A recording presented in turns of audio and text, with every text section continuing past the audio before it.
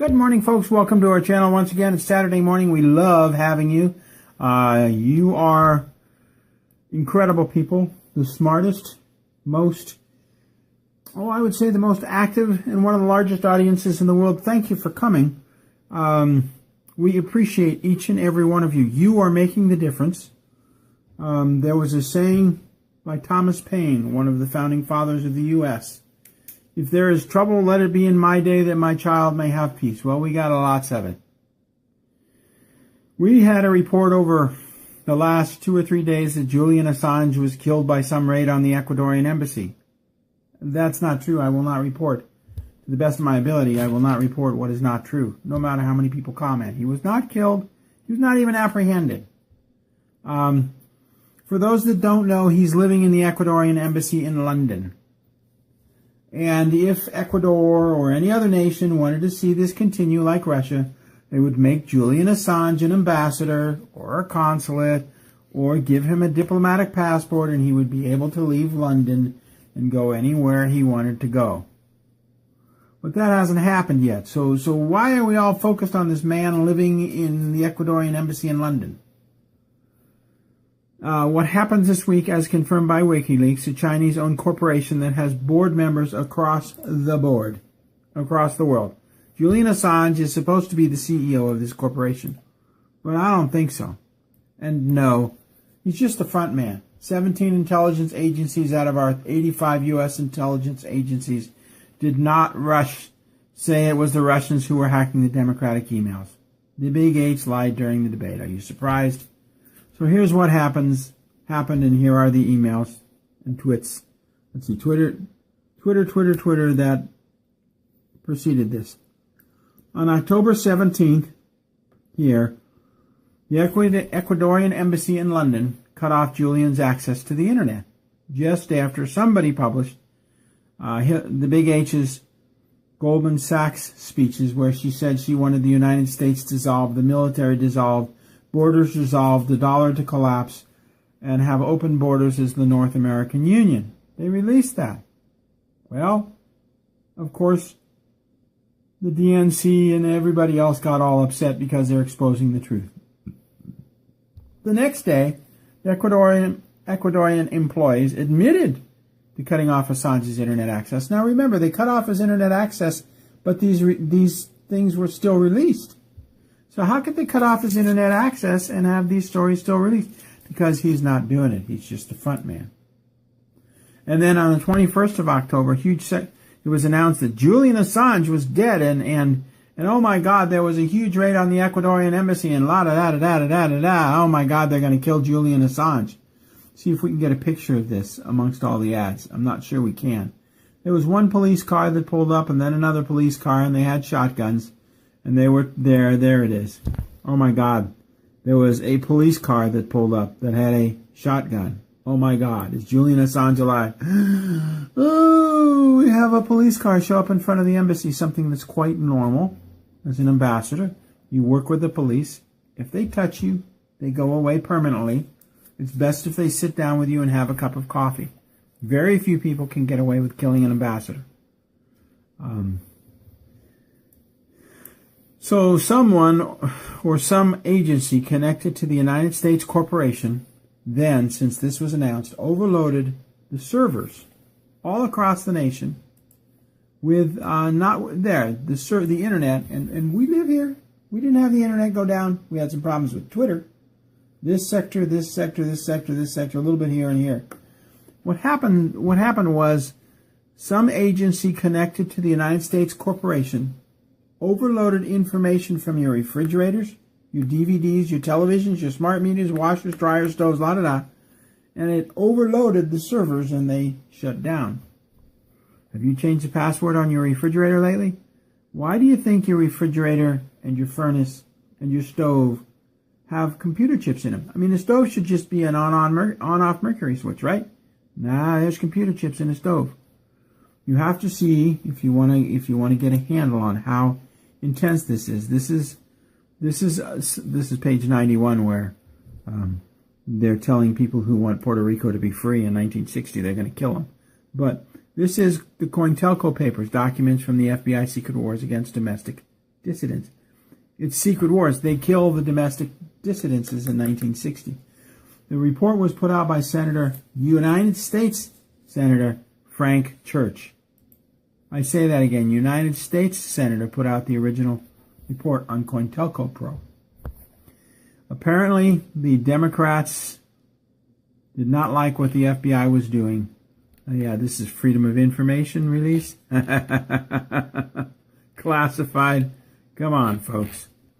There's no freedom in this country. We haven't been free since 1871, and the Organic Constitution was passed. In fact, Abraham Lincoln, as a member of the BAR, British Authorized Registry, became President of the United States and then quickly incorporated it to justify his position. And in 1871, under Ulysses S. Grant, we became a full corporation called U.S. Inc. You know, it just goes on and on and on. You can read all these things on COINTELPRO. This is not a story on COINTELPRO. It's what's happening today. So, have you changed the password on your refrigerator lately? Probably not, so they have access to it. That's why we know it was part of the U.S. Inc. that did this. And then on the 21st, so let's go back to this. On the 17th, and we called, there was no attack on Julian Assange. They cut his internet. They admitted they cut his internet. There were 2 police cars seen in front of the Ecuadorian embassy, so somebody began shutting down the internet. Julian announced on WikiLeaks that he was alive and well, and almost instantly all of the televisions and refrigerators and DVD players stopped overloading the servers. Now that's a good lesson, because chances are nobody's going to change the password on your refrigerator or on your stove. So this can happen again and again and again. Now they targeted 4, 5, 6, 7, 8, 10 servers. So Cisco got clobbered, or whoever was running the servers.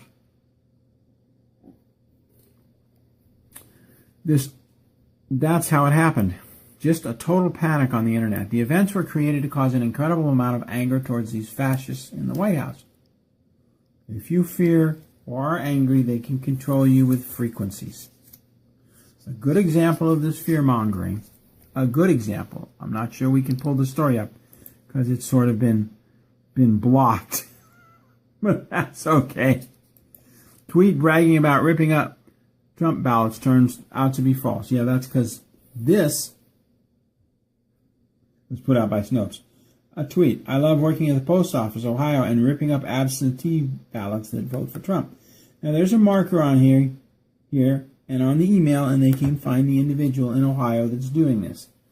This was put out 7 days ago, and it caused, absolute panic across the internet.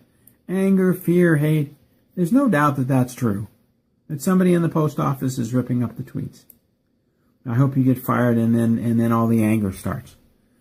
Doubtful that this post office employee will ever get disciplined or fired. Very doubtful.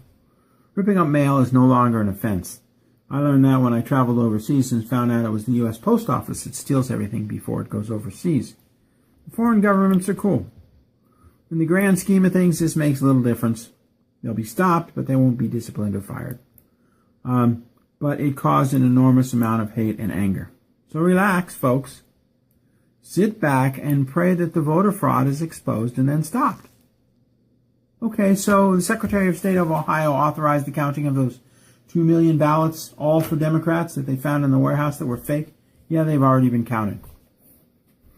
And they were counted 2 days ago. So we see the fascists moving ahead with voter fraud at full speed.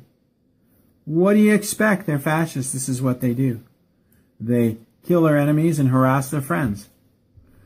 Please keep in mind that George Soros, the old Nazi, and his birth date is wrong. He's much older than his birth date says. And his buddies own the voting machines in most states, and no doubt they're all rigged. And that the busing of minorities in New York City to vote multiple times will not be stopped by the New York City Chief of Police, because he's a paid-off Satanist. It's not going to happen. They're going to bus people around in a few short days, and they're going to vote and vote and vote and vote. What else is new? That's New York City. They're Satanists. They want to keep you angry and upset, not only to control you, but to feed off your anger. So, but also keep in mind that the Chinese own the voting results. And they want to be alive 6 months from now. And they want their companies paid off because they're not getting paid off right now.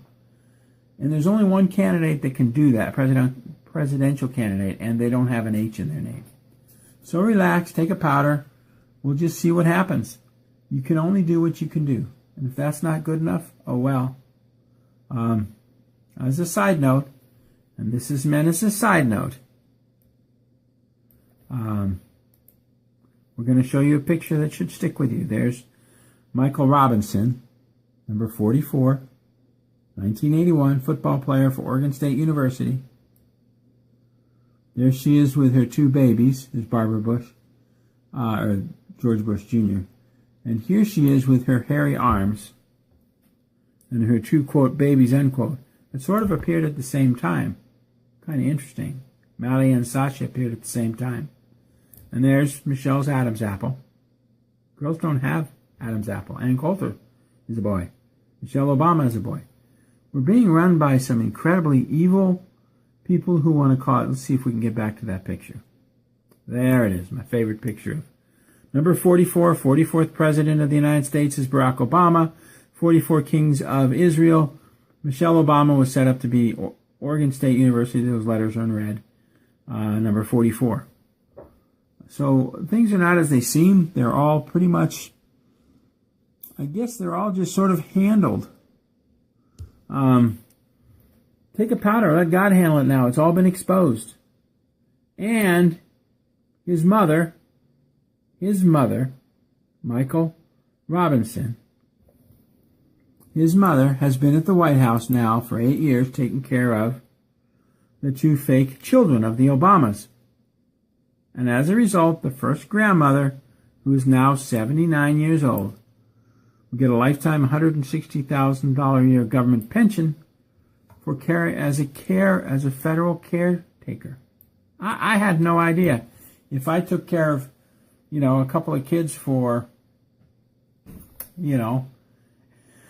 7, 8 years, I had no idea I could, you had no idea you could get $160,000 a year as a government pension, did you? But this story, she's 79. 79 years old.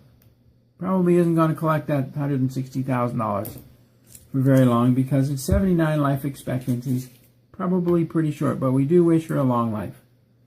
And we wish her a very wonderful retirement. I want to thank you, folks, for coming here and having fun with us. Everything's been released. Everything. We need to give it back to God. We need to give all of this back to God, or it's going to eat us alive. When we go down here, we see things like this, and our blood pressure rises. Hillary Clinton. Rig the polls, doggone it.